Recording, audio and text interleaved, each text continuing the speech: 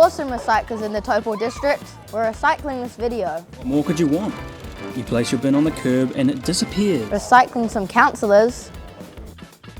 And lots more stuff. But where does all the recycling go? Recycling has to be sorted.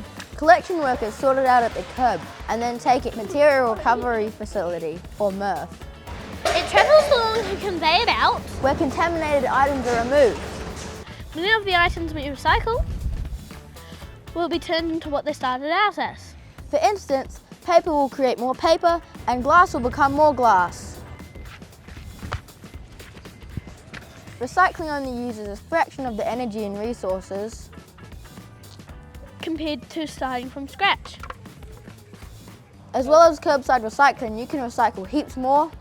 At transfer stations across the districts, you can recycle whiteware, And metal, oil, electronics. This is a computer.